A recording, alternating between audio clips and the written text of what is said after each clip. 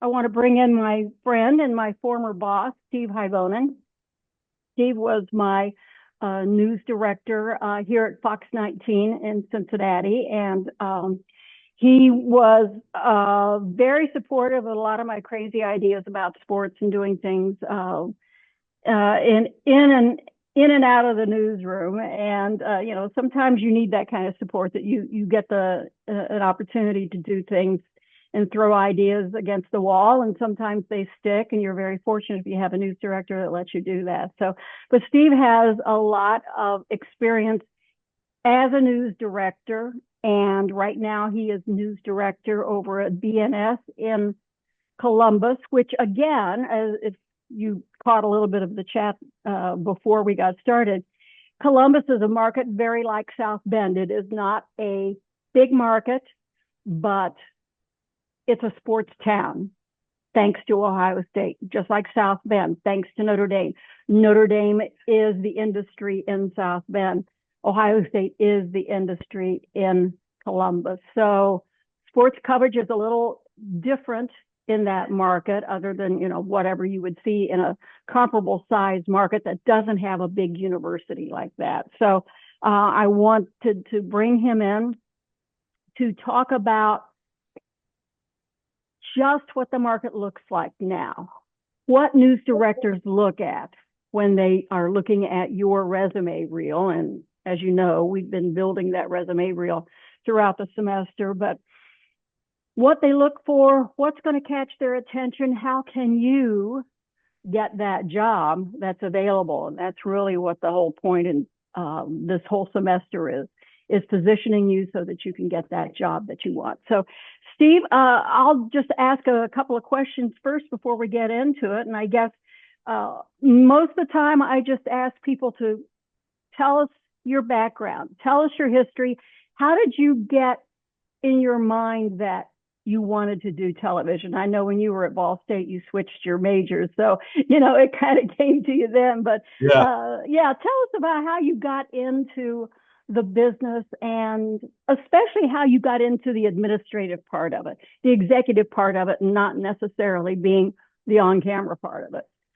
Yeah, absolutely, Betsy. Well, first of all, it's great to chat with you, and Betsy invited me to this, and I'm like, heck yes. And I know you all know I'm not here to be a spokesperson for Betsy, but I hope you all know what a legend Betsy Ross is in our industry.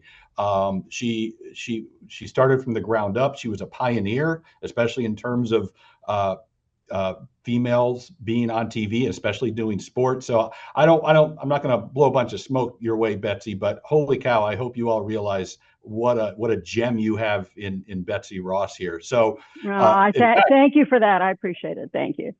Well, I grew up in Indiana, a little town called Rensselaer. I don't know if any of you ever heard of it, but it's a little tiny town. I decided to go to Ball State University because I started off as an art major. And after about a year being an art major, I started wondering, what the hell am I going to do with an art major?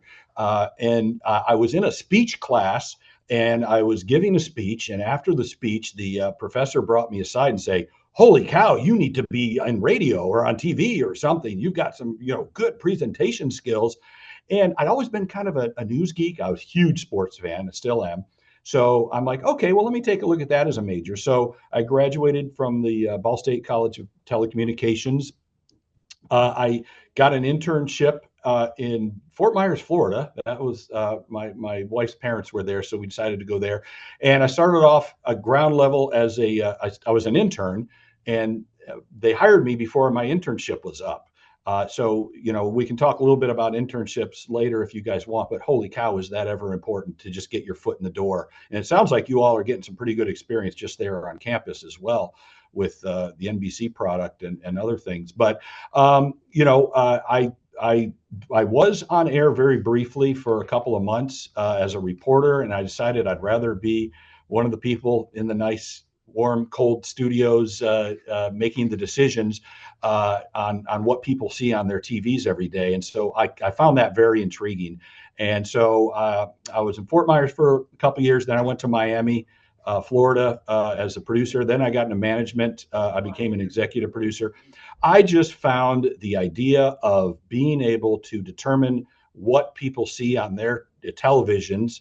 And it was only televisions back then in terms of just what I was doing. There was also radio, but it was really cool to be able to say, hey, this is the lead story of the day, and here's why we're giving it to you. Thankfully, Miami also was a pretty good sports town. So we got to do a lot of big. I happened to be at Game 7 when the Florida Marlins back then was known, won the World Series in 1997 as a field producer. So I did a lot of behind the scenes stuff. Then I got the chance to get into management. I worked in Connecticut. I worked at MSNBC for a while. I worked in Birmingham, Cleveland, a couple other places. And once I became a news director, I'm like, okay, this is pretty cool what we get to do. And in terms of, the reason, and I hope this is the same for all of you. I know it's that case for Betsy. It's a passion, guys. I'm guessing you are looking at this as a major or a minor. And if you want to get into any type of presentation, business, sports or news or otherwise, I hope you have that fire in your belly, that passion to do something that is really cool. And I have to keep reminding myself how cool this is, what we get a chance to do every single day. And, we talked about Ohio State here. I'm guessing there are not a lot of Ohio State fans on the call there right now, right? Every place I've lived, there have been pro sports teams and college teams and things like that. I had thought when I worked in Birmingham that the Alabama-Auburn rivalry was going to be the biggest thing I ever got to be a part of. No, I lived in Cincinnati for a while, so I know Ohio State, and I've grown up watching, and I grew up in Indiana, so Big Ten, all that. But coming here and moving here and living here and seeing how Ohio State permeates the community, where this is the first TV station I've been at where a college football team, let's face it, it's really mostly about football, is on the top 3 or 4 things of importance of what we do in this business. Breaking news, people want. Severe weather, people want. And around here, they want Ohio State football, even outside of football season. So I've got to work with a bunch of people who I've hired as sports people. For example, here we've got a former athlete, a former Buckeye football player who got his foot in the door doing radio for our station here. And I put him on the air now every once in a while. He and I talk every once in a while. His name is Tyvis Powell. I have a reporter here who was on the national championship Florida State women's soccer team. And she decided she wanted to get into media, and she had to start in a small market, and now she's in Columbus, Ohio. So anyway, a little bit more than what you asked for in terms of what got me here. But yeah, the biggest thing is a passion for what we do is kind of what got me here, Betsy. And that's a good point. And I've mentioned this before in the class, but it doesn't hurt to say it again, that companies love to hire student athletes because they're dependable. They know how to work as a team. They schedule their time.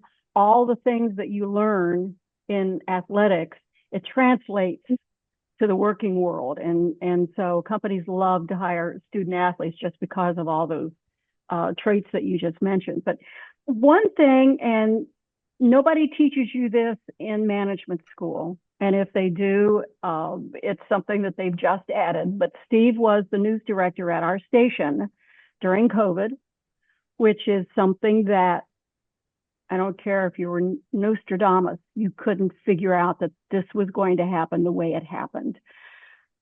Everybody had to, and our favorite word at the time is pivot, but everybody had to figure out how you're going to stay on the air, how you're going to get on the news, how you're going to keep everybody safe.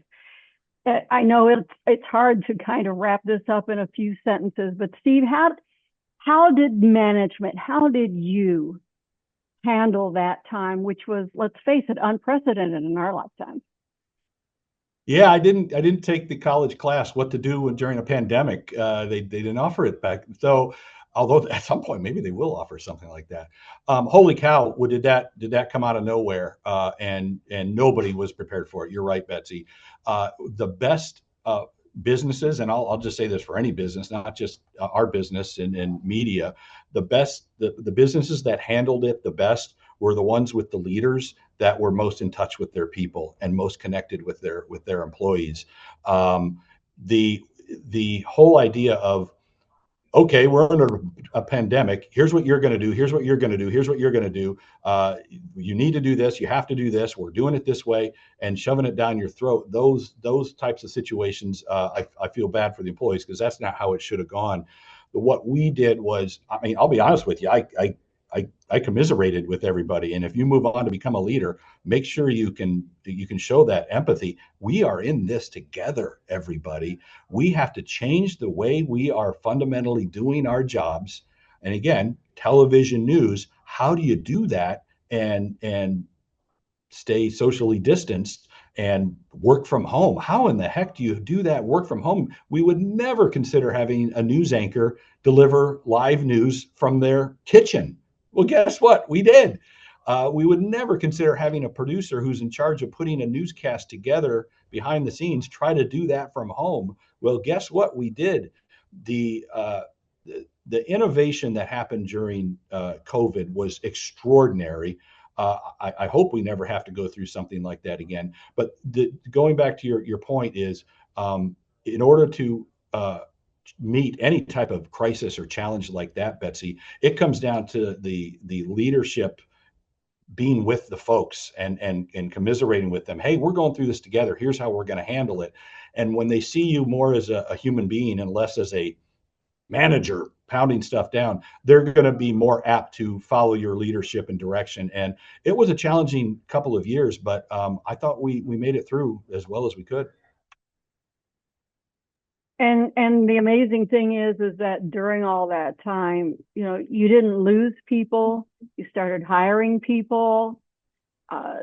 You kept it going, adding newscasts throughout this time, because that's all we did was sit and watch news. And so just getting the message out, one, but keeping the newsroom together, I think, was so important. And one thing that Steve did that again, remember this if you get to be a manager, every once in a while, Steve would bring in puppies, and it would be puppy therapy day. And that was the best thing ever, because how can you be stressed out when there's a bunch of puppies there? So yeah, that worked out. Yeah, we did that a lot during COVID. A lot of times, after a big tragedy, puppy therapy. Yeah. Future leaders do puppy therapy after trauma. Absolutely. It's a great idea. Speaking of, let me talk about one more breaking news that you had to deal with. We had a shooting downtown. If you're familiar at all with Cincinnati, Cincinnati has a downtown square, Fountain Square, and that's kind of the center of what goes on downtown. And there's Fifth Third Bank branch just off the Fountain Square, and there was a shooting there. People were wounded, people were killed, and it was one of these things that had happened early in the morning, 9-ish, and this was one of these things that, of course, when you hear the news that there's an active shooter, you don't know how big, you don't know how many people, because it is the center of Cincinnati. A lot of people going in and out, they're going to Fifth Third, they're going to the businesses there. So it's a very congested area. So, and I was in the newsroom that morning when that happened. So when something like that breaks out, whether it's a shooting, whether it's weather, because weather is always, I don't care, especially in Florida, but I don't care what market you are in, weather takes precedent. When you have something like that that's breaking news, again, it's kind of all hands on deck. Go through that process on how you as a manager handle that. Sure thing. Yeah, boy, do I ever remember that day. When it comes to breaking news, whether it's something like a shooting, a weather situation, a big sports day, I still remember the night Hamlin got injured in Cincinnati. It was all hands on deck at that during the Bengals game. That was a Monday Night Football, I think. But in terms of being prepared, it's really through repetition of going through situations like this before.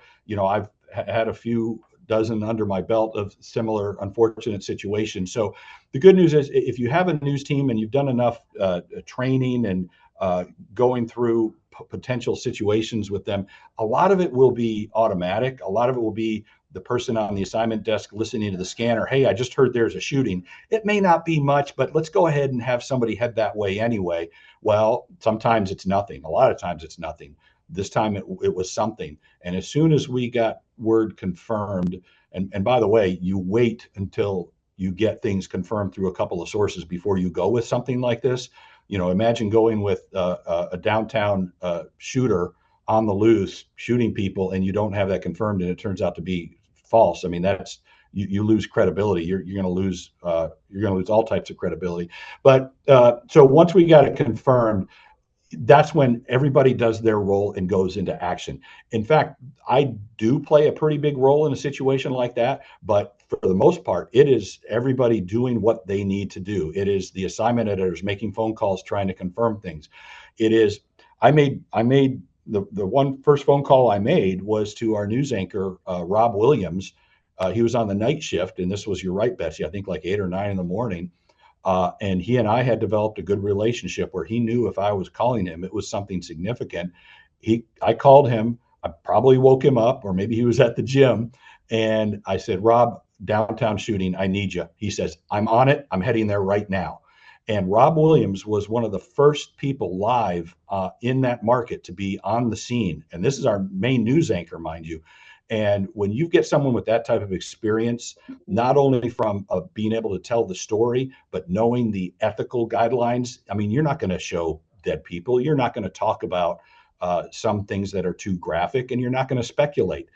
Someone like Rob with experience was able to lead the team through that. And then, a little bit later, we got some more crews down there. And so we were in continuing coverage mode for several hours.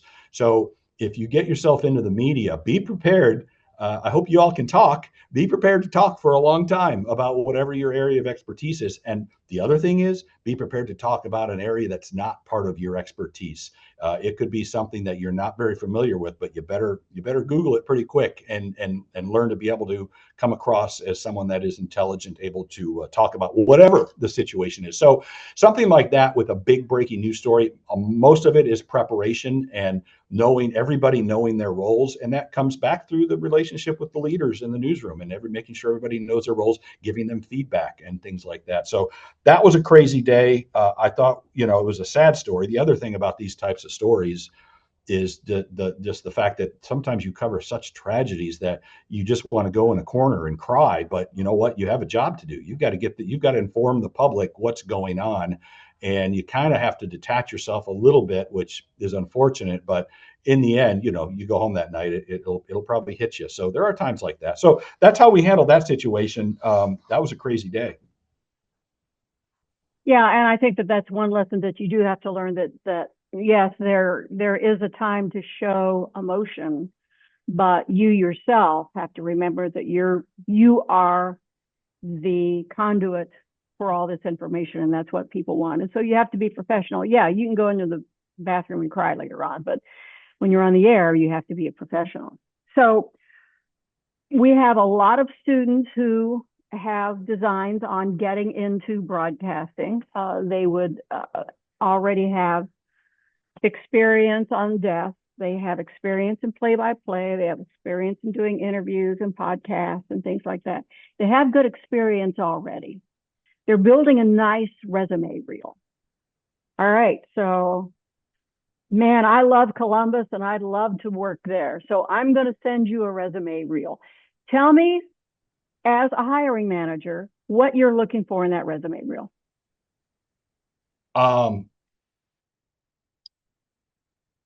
The first 30 seconds are going to be the most important. I'd even say the first 10 seconds, guys.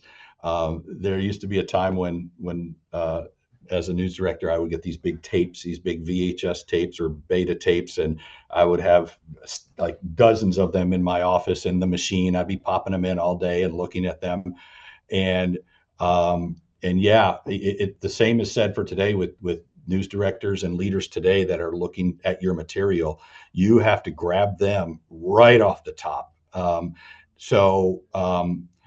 Typically when I have an opening, say it's for a reporter or a sports reporter or a sports anchor, I have a level of quality that I already have the expectations for. And that level of quality, there's nothing wrong with different levels of quality.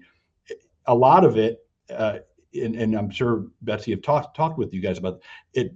A lot of it has to do with what level are you and what market size are you going to be able to get a start in. Not in the old days, not a lot of people would come right out of college and get to a market size of Columbus or Cincinnati or Indianapolis. That would be your second or third job back in the day. Nowadays, there's a little bit more of that happening with news directors getting ready to take a little bit more of a chance. So I will know. So I'm in Columbus. It's a top 40 market, and I know already what level of experience and what level of delivery that I think I need for the viewers here. And there's nothing wrong with somebody that's not quite there yet, but they're probably going to they may have to start in a smaller market. And there may be some extraordinary reels that you could start in a bigger market. So that's why I usually can tell within the first 10 to 15 seconds whether this person I think would be good for this position. If you got me for the first 15 seconds, I will keep watching.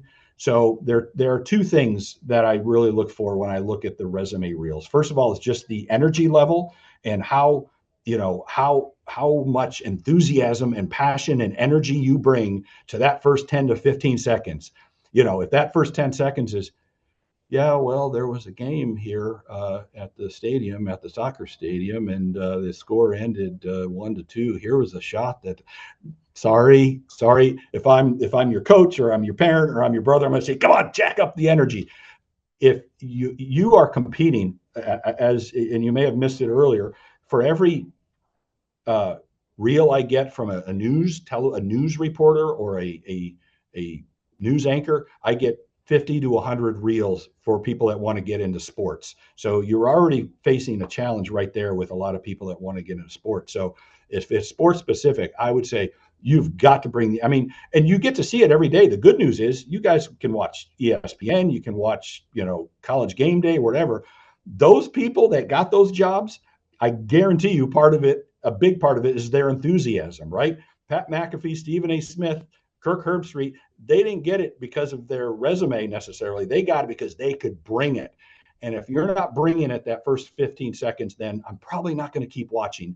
And if I keep watching, then the second thing I'm looking for is the depth and the intelligence and how are you telling your stories and how are you presenting them? Are you doing them is it ethical? Is it journalism? Are there some lapses in telling the story that you're not telling the whole story or leaving something important out? So I'll typically look, and let's face it is kind of superficial, no doubt about it, and that's kind of what viewers of TV and social media and digital, it can be superficial with people whose faces are on TV. And that's just the way this business is. So we'll know pretty quickly whether you have enthusiasm. And a lot of times, if they're kind of in the middle there, I still may kind of reach out and talk to them and say, hey, I'll be honest with you. I just hired a meteorologist here who their reel was not that great, but I really sense something in them that I think this person could really come in and do a good job. And they just weren't that energetic. And so when I did my interview with them, I'm like, well, listen, I think you bring a lot to the table. Can you bring a little more energy? Can you bring a little fire to what you're doing and send me an updated reel? And holy cow, they blew me away. And it wasn't over the top either. It was just enthusiasm. And I'm like, okay, so then I hired them. So anyway, that's kind of what I look for in terms of a reel, energy, enthusiasm, and then I look into the depth. All right. The other question that so many times people ask is, okay, I send you my reel and I don't hear anything and I don't hear anything. When do I bug you? When is it appropriate for me to follow up with an email? And how often can I do that? And when do I become annoying? And when do I become interested to you enough that you move me up in your stack and you look at it? What is truly the protocol for that? How often can I bug you before I hear from you? That's a good question. I think it just kind of depends. I mean, I like people who are assertive in general. I'm going to look at your reel. I'm going to look at your link, which is again different than the old days where sometimes they and the old day people still do use agents. Uh, Agents, and we can talk about that too if you want. Agents used to do a good job of getting your reel in front of people like me. Nowadays, I get an email from someone, I'm going to click it. I'm just going to see. I want to make sure I don't miss a hidden gem somewhere. So, um, if I don't get back to you, that's probably a good sign that it wasn't something that I thought would be a good fit. And when I'm getting a couple of dozen a week, maybe sometimes up to 100 a week, if I have a couple of openings, I'm just not going to be able to get back to everybody. And it's unfortunate because we like to be human and get back to people. I like to mentor people. If someone reaches out to me, say, "Hey, I'd love to have you, keep look at my reel or something like that." I'm often apt to help with that and give some suggestions on reels. And by the way, I'm happy to do that with any of you folks. So uh, if I don't get back to you within a couple of days, it probably means I looked at it and I just didn't feel it was a good fit. Now, doesn't mean that you can't send another one or say, "Hey, just checking up on this." And if it gets to the point where it's annoying, I'll just tell you, like, "Hey, listen, I don't feel you're going to be a good fit for this, but I wish you the best." That's probably the back off point. But being assertive. If you find yourself if you have a dream job and it's in a certain town, say it's Cleveland, find yourself in Cleveland one day and text or email all the news directors there. Say, "Hey, I just happen to be in Cleveland and I really want to get in this business. I'd love to pick your brain." Old people like me love nothing better than to talk about how brilliant we are and about how we can help you be the best thing you can be. So that's a good back door to get in is, "Hey, can you help mentor me? Can you help?" And I really enjoy doing that. There's no better feeling than someone like me to being able to mentor someone that has become a success. So I'd say if you don't hear back within a couple of days, that's your first sign. But you don't have to give up right away. Yeah, that's a good point too. I mean, we want you to succeed. We want you to get into this business. We're not Steve and I aren't going to be doing this forever. We want to make sure that you come up in the business and do it the right way. As you mentioned, do it the right way, do it ethically, be a journalist with a capital J and not just somebody with a camera that thinks that they're Walter Cronkite, because they're not. Questions? Anybody have any questions you want to hop in? Yeah, Cooper, go ahead. Yeah, Steve, thank you for joining us today. I really appreciate the advice you've given so far. So my question is, so you talked about like when it comes to openings, you've received a lot of applications for the sports and not as many for like necessarily a news. So do you recommend, like, even if we have like aspirations into sports, if we can like maybe also apply for the news job if you are qualified for that as well, just maybe help get a foot in the door and just kind of build that as well? Yes, yes, and yes. 100% yes. In fact, that's happened with a lot of people that I've worked with. Get your foot in the door. Even consider being a producer. If you The best reporters and anchors I've ever worked with were former producers. And learn what a producer is in a local news operation. If you can write, if you're good at writing, and if you can, people can learn how to be good journalists in newsrooms and things like that. But if you have the basic writing skills, you should consider, and especially if you're running into a brick wall with trying to get your foot in the door, consider being a producer. And once you get your foot in the door as a producer, the sky's the limit. And then, after you're there a couple of years, say, "Hey, here's my on-camera reel. I'd love to get a shot, or have me fill in on a weekend or something like that." Absolutely. The competition to come in and people that are just looking for sports. I do this almost several times a month. I will get a reel from a sports person that I think I don't have a situation for, or it's not going to fit. "Hey, would you consider being a news reporter? Hey, would you consider being a producer?" Absolutely. Definitely keep that open. Awesome. Thank you. Yeah, good point. I mean, that's how I got started. As you know, Steve, I was a news anchor in Indianapolis, but so much of the news in Indianapolis is and was sports. And so, just by covering the news in Indianapolis, I had a nice sports reel put together, and that's how I got my first full-time sports job, doing the exact same thing. Because as we know, a lot of women weren't doing sports at that particular time. So, Right. you know, you do what you have to do. Yeah. Yep. Yeah, exactly. Any other questions? Yeah, Steve, as Cooper said, thanks a lot. I like your energy. It's good on a Monday morning for us. And I'm curious about the reels that you've seen. Listen, I know you've seen thousands and thousands, but is there one that stands out, why it stands out? And you talk about those first 30 seconds. So, you know, how many shots are you hoping to see? If it's like stand-ups, are you looking for quick, snappy cuts now? Or are you looking for, you know, a bit of a longer stand-up? That's a good question. Let me start with that last part. It really depends on what you're doing. You know, there's not really one in particular that stands out, other than a lot of news folks start off with the most active live shot that they've ever done. Take a look at this tree crash right into this home right here, and you can see right back there, there's a couple of dogs that survived that. Okay, that if you do that for 30 seconds, I'll watch that for 30 seconds if it's spectacular. If you've got just a little 15-second section and don't let it go long, just take the best 15 seconds or the best even 10 seconds. It can be a little tight. You know, I'm not, don't box yourself into whether it needs to be rapid fire or longer. Use the best mix of stuff. And whatever it is, that first stand-up that you do, whether it's news or sports or whatever, it's got to bring the enthusiasm. Whatever your most enthusiastic on camera thing is that you put together, start with that. Just start with that. That's going to keep it. And it's really like news directors are consumers just like you. When you guys are thumbing, right?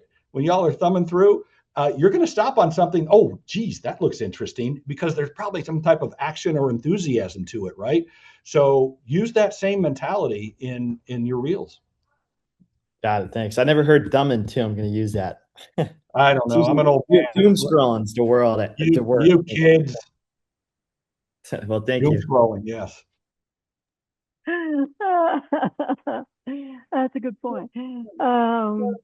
Any other questions?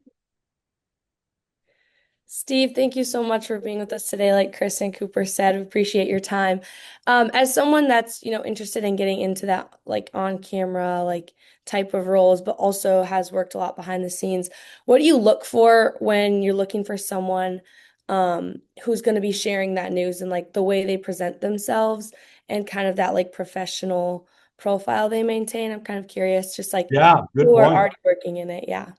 Yeah, good point. And by the way, I want to be careful that with these first 30 seconds, I don't make it too superficial. The first 30 seconds gets you a look in more depth to your content. There's not going to be a hiring manager out there that's not going to want to look in depth at your content. And again, whether in journalism and ethics and things like that, and make sure you're getting all the facts right and things like that. Are you shooting this and editing this yourself? But back to your point about being professional, I don't see as many problems now as I did maybe 15 years ago with the social media, with people doing stupid things on social media. You're going to get Googled. The hiring managers are going to look at your social media. And if there's anything fishy, if there's anything suspect, I don't mind a little bit of fun. It's okay. I'm not, but if there's something inappropriate, if there's something that here's one thing, be careful of the politics. I know we all feel certain ways about politics and what's happening in our world. Be real careful about that, because as a journalist, you have to not be biased. So don't get caught in any type of exchange, social media, with any type of politics or religion, or you name it. That'll get you in trouble. So keep it as professional as you can. It's okay to have a little bit of fun on your social media. I don't think anybody's going to hold it against you, as long as it's all appropriate. Thank you. Mm-hmm. And that brings up another question on this side. If you have two candidates, pretty similar qualifications, You like what each of them does. One has 50,000 followers on Instagram, and the other one has 2,000 followers. Do you use their social as maybe the tipping point on who you're going to hire? Sure, that absolutely plays a role in it. Absolutely. We didn't really talk much about it, but right now the social, and by the way, are you all doing the mobile shorts and vertical videos and things like that? If you're not, do it, because no matter who you hire, who hires you, whether it's sports or news or what, they're going to make sure that you have you at least have the ability to post regular material on social, because they're going to be asking you to do that every day. Our folks here are required to do at least 2, 3 vertical video social media posts a day, and I absolutely look at the social following that applicants have. Now, will that be if they're equal otherwise? Yeah, Betsy, I think I would lean towards someone that has more followers, because we need those followers to come to our company and watch our product on digital or linear or social. All right. Anybody else with a question? I have a quick question. Yeah, go ahead. First, yeah, thank you for your time. But just kind of curious, when getting into the industry, how important is your networking versus the actual skills that you possess? Well, networking is going to be really important. You don't necessarily need to come in with immediate contacts everywhere. It's not, I mean, I hope you can come in with the way to do it and how to do it. But the best reporters are the ones that have the best contacts and break stories. You absolutely have to be able to break news. You can come in and just come in and do your job and get by and things like that.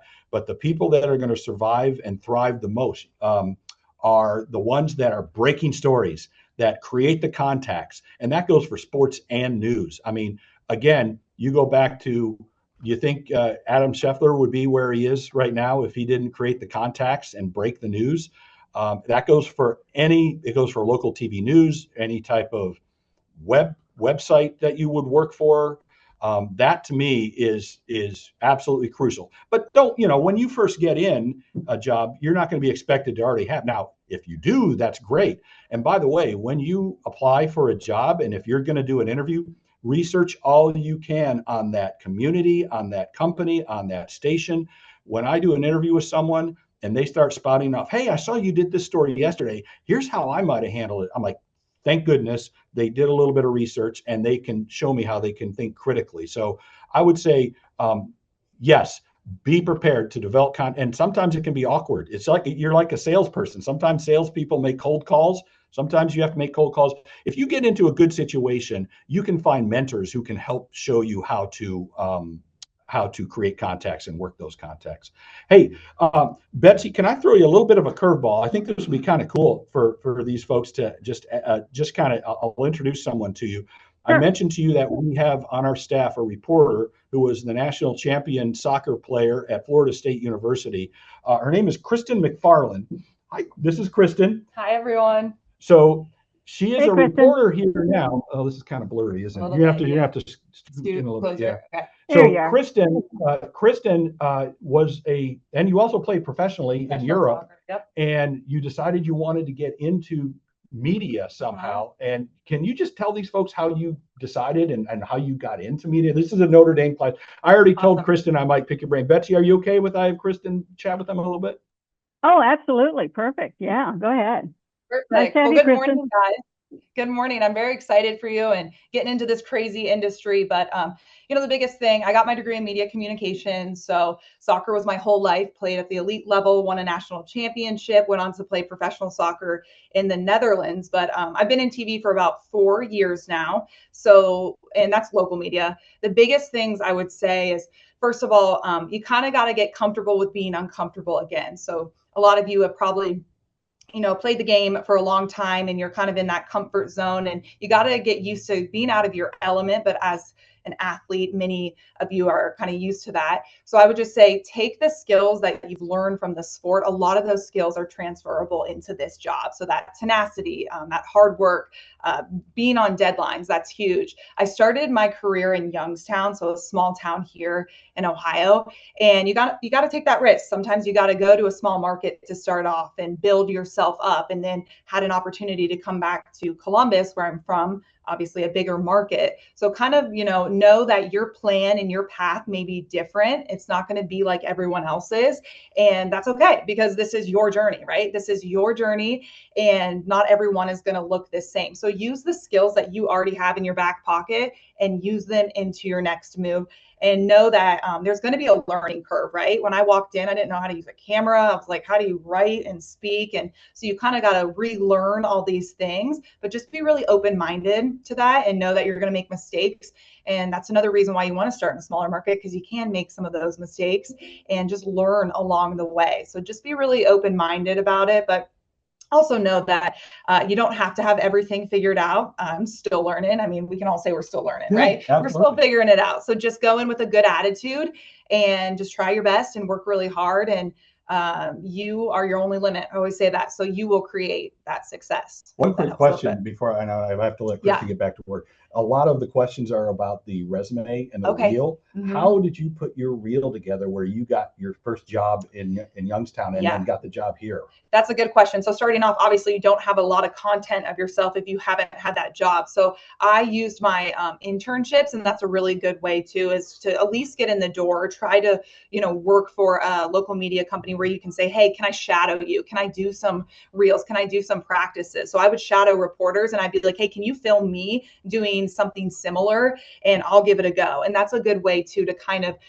get that practice in and at least have some content you can show, because obviously you're not going to have a lot if you haven't had the job yet. So that's a great way too. I really recommend shadowing reporters. It's kind of like, you got to get in the game. You got to get in the field and really figure out what it's like. You can only learn so much in a classroom, but you got to be hands-on. So I just like, when you're learning to drive a car, you can sit in your driver's ed class, but until your hands are on that wheel and you're figuring it out, that's when you really learn. So I think it's important for you to just throw some practice stuff together. It doesn't have to be perfect, but just give it a go. And that will come over time too. As you continue to do something more and more, it becomes a little easier. Oh, that's great. That's awesome. Abe, I got a quick question for her before she has to go back to work. No, go ahead. If you got a question for Kristen, go ahead. Anybody got a question? Come on. Yeah, go ahead, Chris. Go ahead, Chris. Okay, I didn't know if somebody else was talking, but no, I mean, I'm a huge soccer guy myself, and I feel like you probably get this a lot, but what are the lessons you learned playing sports and everything that carry into the business? And then also just practical talent wise, besides watching and of course, being in the field and getting reps in, are there any things you would do to improve your skills on air? Yeah, those are great questions. I think a lot of that competitiveness that I'm sure you have, you gotta come with that, right? You gotta be tenacious and you gotta always want to have a growth mindset. So it's not being complacent. I think athletes really have that mindset. Also too, in news, your day can change in a split second, right? You could be doing one thing and all of a sudden you got to pivot. So you got to be flexible. So bringing that flexibility into this job is going to be crucial for you. Also, you're working on deadlines. So, you got to be able to manage your time well, and you got to make sure all your stuff's in order and that you're communicating. Being on a team, how communication works. There's so many different skills that you learn from being on a team and playing a game like that can help you in this industry. So it's obviously the playing field's a lot different, but you can bring those contributions to your day to day. Definitely. For me, something like I'm working on too is my writing and my delivery. So usually now when I write my scripts, I'm a morning reporter now, but so my day-to-day looks a little different than it did, but I'm asking for feedback. Like, how can I make this sound better? Or how can I do this better? Or I'll rewatch clips of myself on air and be like, my tone could have been a little different here. This was more of a fun story, or this was more of a somber story. So how am I changing that? So I think always asking for feedback is huge. That's the only way you're going to grow. Obviously, sometimes feedback can be uncomfortable, but as you know, as an athlete, you got to be willing to accept that feedback to get better. So it's kind of having that, growth mindset and being coachable will be huge. Awesome. Thank you. Yeah, Yeah. it does. Thank you. Any other questions? All right, we'll let Kristen get back to Yeah, work. Thank Cooper's you, got one. Hey, I got a Yeah, quick yeah, question. Can I ask a quick question? Yeah, bring her Yeah, back. wait, come on, Cooper's come on got a back. question. Okay. Yeah, Kristen, I appreciate you joining us real quick here. You kind of talked about this briefly with the feedback, but when you get attached to an idea that you're like very passionate about, and then someone's like, well, maybe we should go a different direction, like what's one piece of advice you have there? I mean, you obviously experienced as an athlete, but when it can look very different in the work field. So when there's something you're attached to, how do you really like move on? Like, okay, we'll try to make this best for the team as well. Yeah, great question. I think it's just having a conversation and being open to that feedback and open to that conversation. Something I've learned is a newsroom is full of a lot of passionate people, and that's not a bad thing. That's a great thing. I think conflict is good if you're on the same page, right? If you are able to be like, we want to create the best product and we want to be the best at what we do and we want to win. I think if you have that in, like that is the goal, then that makes those conversations a little easier. But again, if you are really passionate about something, have that conversation and just be able to be open and, say what you mean, and say like, I really want to do this because this, or I think this would look great. And I think you'll find that a lot of people are very open and willing to hear you out, especially if it's your story and your name's on it, right? At the end of the day, you're taking ownership of that, but just have a conversation and it's all about communication. Thank you so much. Really appreciate it. Yeah. Thank you guys. Best of luck to you all. And go Thanks. Irish. Go Irish. Oh, wow. How many times do you hear that? I can say that. Yeah. Thank you, God. random Thanks, Florida State student athlete. Thank you so much. Steve, Steve, thanks for bringing her in. Kind of a cool little, little thanks for bringing her in. Yeah, absolutely. Thank you so much. Anybody else with a quick question for Steve before we start wrapping things up?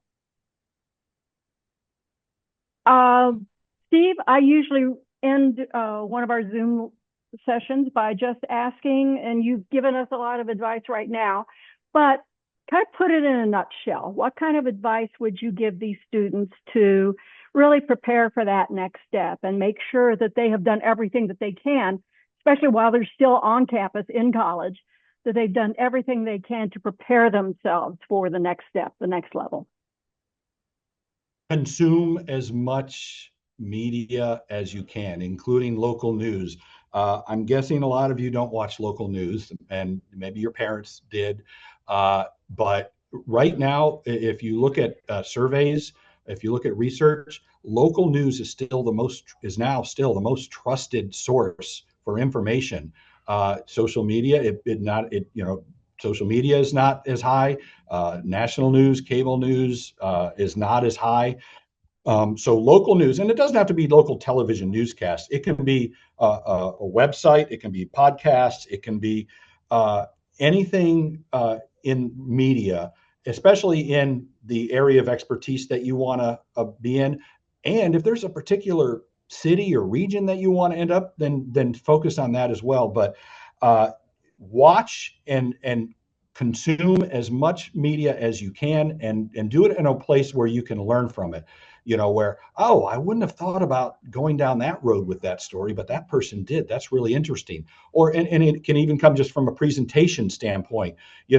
Watch how the sports anchors deliver their news, then go do it yourself in front of a camera, in front of a mirror, and try to emulate that. Again, that enthusiasm and smarts are the two biggest things that you need to keep working on if you want to continue going down this road.